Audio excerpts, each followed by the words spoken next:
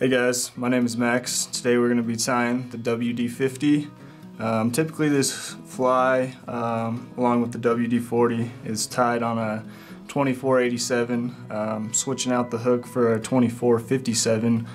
Same style hook, same bend. It's just going to be a 2X heavy wire versus just a standard wire. I do that on a lot of hooks that I tie.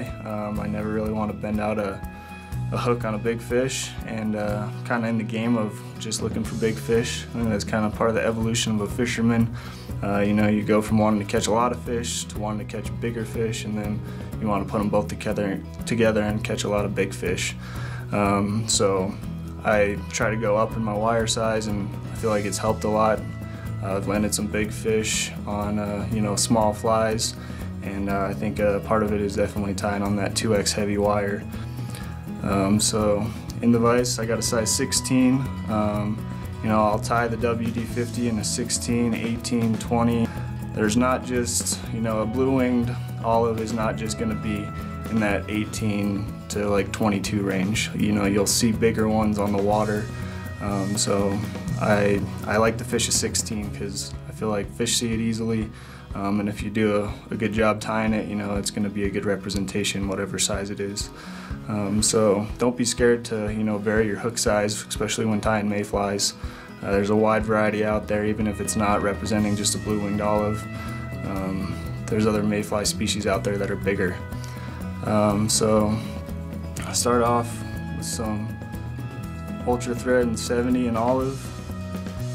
Just going to start my thread wraps a little bit back from the eye. Work my way down, snip out my thread.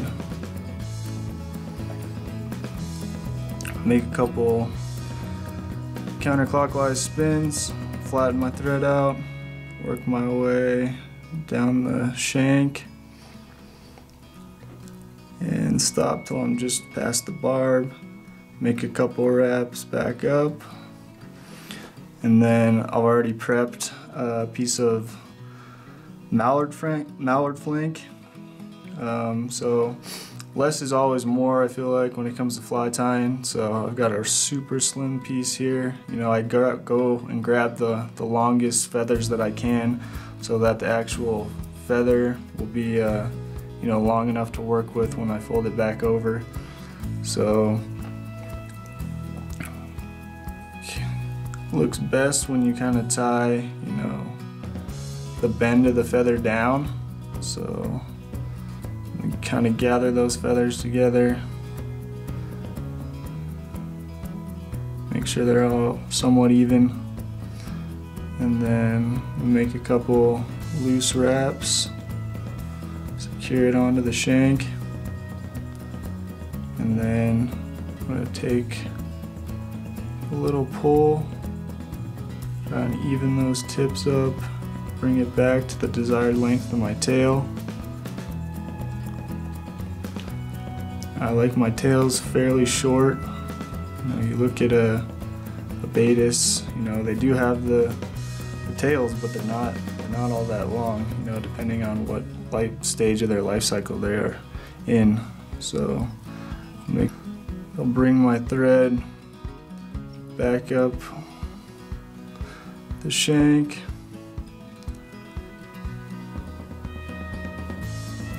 Same thing, flatten it out a little bit more so it's nice covering wraps. I'm going to bring it to almost just behind the eye, and then I'm going to fold it back over, and don't pull too hard. Sometimes feather will break, so I'm going to leave a little bit of space for my thorax.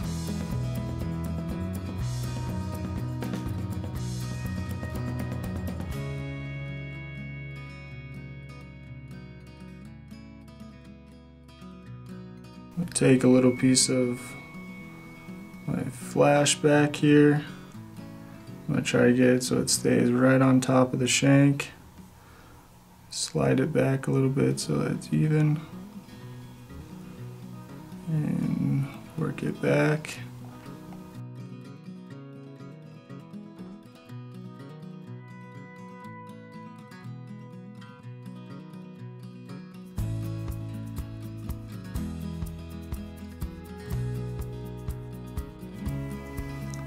So I dubbed on some Superfine in the blue winged olive color.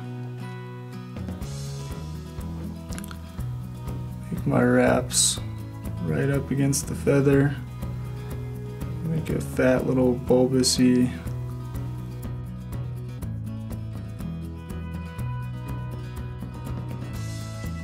make loose wrap. Do 2 wraps there, then fold it back, make another wrap, build up a small head on there. And for a down eye, I like to flip it upside down and then do my whip finish. I feel like you get a little bit cleaner and you're not worried about sliding them off the eye.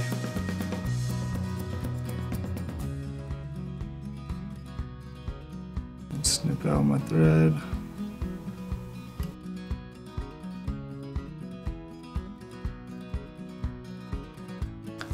And then I'll trim my little wing here on the top. I like to go about the length of my flash. Fluff it up a little bit.